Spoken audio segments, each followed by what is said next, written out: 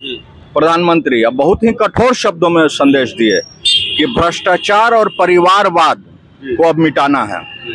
ये शैलेश यादव किस हैसियत से, किस औकात से इन लोग का मीटिंग अटेंड कर रहे हैं? इन लोग क्या फिर से 20 साल इन लोग सत्ता से बाहर रहा, क्या एक ही बार में खपोर लेना चाहता है?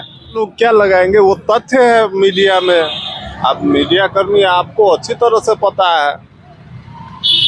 आपके कृषि मंत्री हुए, आपके कानून मंत्री हुए, क्या स्थिति है आपको सब पता है। तस्वीर जारी किए, वो कुछ कागजात मांगा गया था, वो देने गया था, दे के वापस आ गया। वो कोनो बैठक में हिस्सा लेने नहीं गया।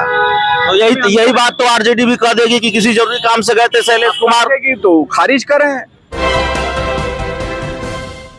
नमस्कार, आप देख रहे हैं सिटी पोस्ट और मैं हूं अभिषेक मिश्रा। बिहार की सियासत में तस्वीरों के साथ बवाल चल रहा है। कई तस्वीरें एक के बाद एक सामने आई हैं, उसके बाद बवाल चल रहा है।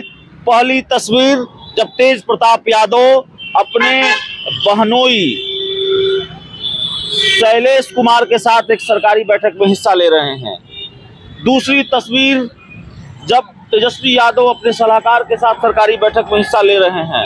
और एक और तस्वीर जब अश्विनी चौबे इन तस्वीरों पर पलटवार करते हुए आरजेडी ने ये कहा कि अश्विनी चौबे भी तो अपने बेटे के साथ बैठक में हिस्सा ले रहे थे। तो इस पर बात करेंगे। हमारे साथ बीजेपी के कई नेता कार्यकर्ता मौजूद हैं।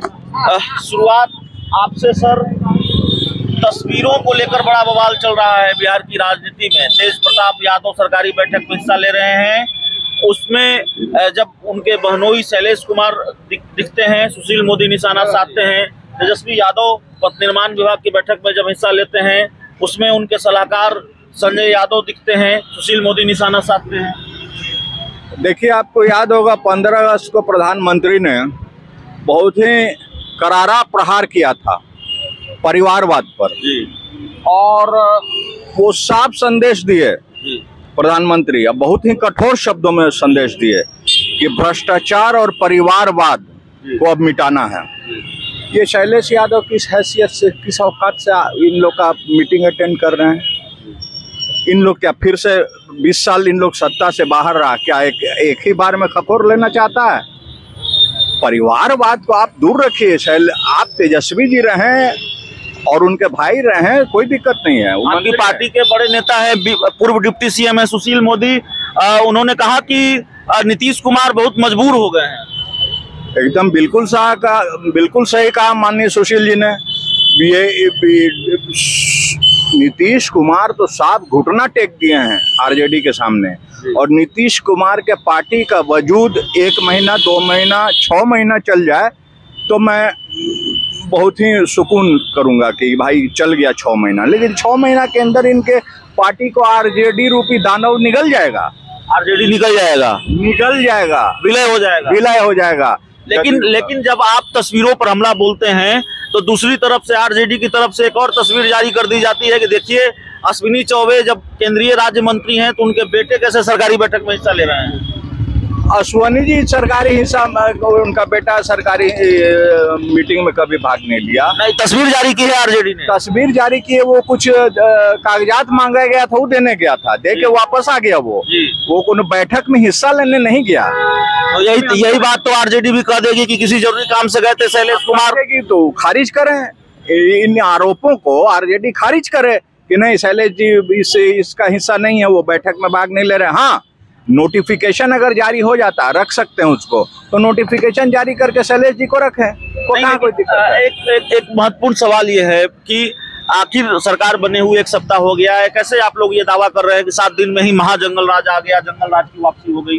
महाजंगल राज नहीं आ गया, दिखाई नहीं पड़ रहा है, पूरा दुनिया देख रहा है। अभी 10 मर्डर हो गया 1 हफ्ता के अंदर।